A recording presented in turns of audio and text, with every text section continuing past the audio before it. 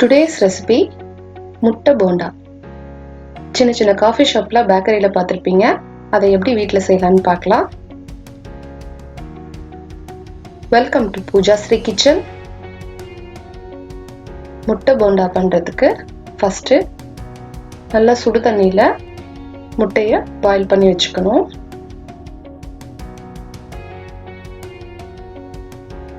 ஒரு 5 பீஸ் சேர்த்திருக்கேன். முட்டை நல்லா வெந்திருக்கு. இந்த மாதிரி கிராக் வந்துச்சுனாவே நம்மளுக்கு வெந்துருச்சுன்னு அர்த்தம். நல்லா குக் ஆயிடுச்சு. போண்டாக்கு மாவு ப்ரிப்பேர் பண்ணிக்கலாம். 1 கப் கடலை மாவு சேர்த்துக்கிறேன். 1/2 கப் அரிசி மாவு. இந்த ப்ரிப்பரேஷன் பார்த்தீங்கன்னா நம்மளுக்கு கரெக்டாக இருக்கும். 1/2 கப் போதும்.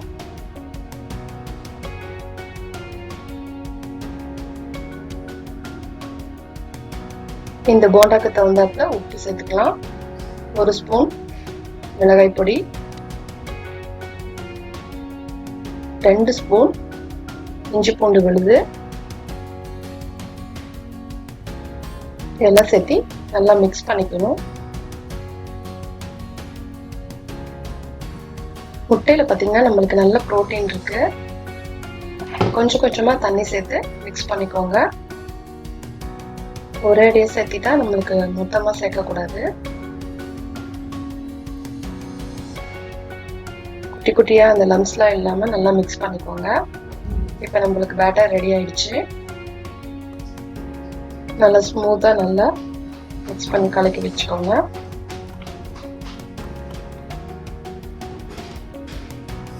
இந்த மாதிரி கிரீமியா இருக்கணும். இப்போ முட்டைக்கு நம்ம ஒரு சின்ன கோட் கொடுக்க போறோம்.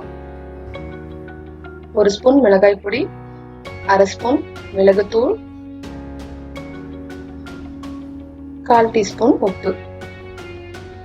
இதெல்லாம் ஒண்ணா சேர்த்து நல்லா மிக்ஸ் பண்ணிக்கோங்க.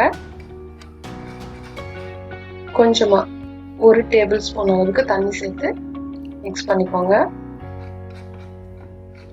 மிக்ஸ் பண்ணிட்டு நம்ம வேக வச்சு உளிச்சு வச்சிருக்க முட்டைய லைட்டா ஸ்லிப் பண்ணிக்கோங்க. சின்ன சின்ன கத்தி வச்சு இப்படி ஸ்லிப் பண்ணிக்கோங்க. அப்பதான் அதுக்குள்ள நல்லா இறங்கும்.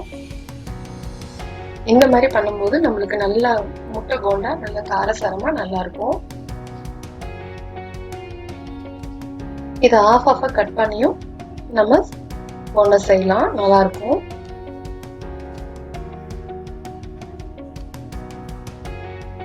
இந்த மாதிரி கட் பண்ணிக்கோங்க.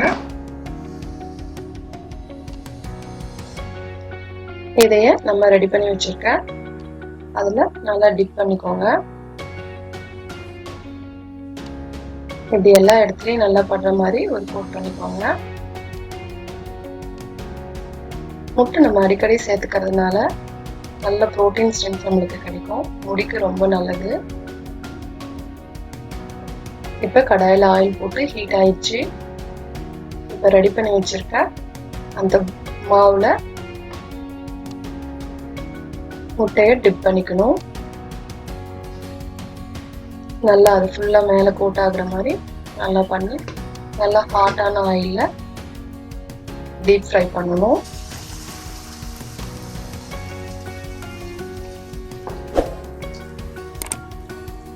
இது பாத்தீங்கன்னா நல்ல ஒரு ஈவினிங் டைம் ஸ்நாக்ஸ்ல இந்த மாதிரி எல்லா இடத்துலயும் அந்த மாவு எல்லாம் படுற மாதிரி பார்த்துக்கணும். ஈவினிங் டைம்ல ஸ்கூல் விட்டு வர குழந்தைங்களுக்கு இந்த மாதிரி செஞ்சு கொடுங்க.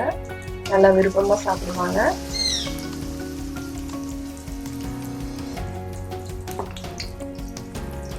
இது பாத்தீங்கன்னா மீடியம் ஃப்ளேம்ல இருக்கணும். ரொம்ப ஹாட்டா இருக்கக்கூடாது. ஆயில் நல்லா திருப்பி விட்டுக்கோங்க. நல்லா கோல்டன் ப்ரௌன்ல வெந்திருக்கு.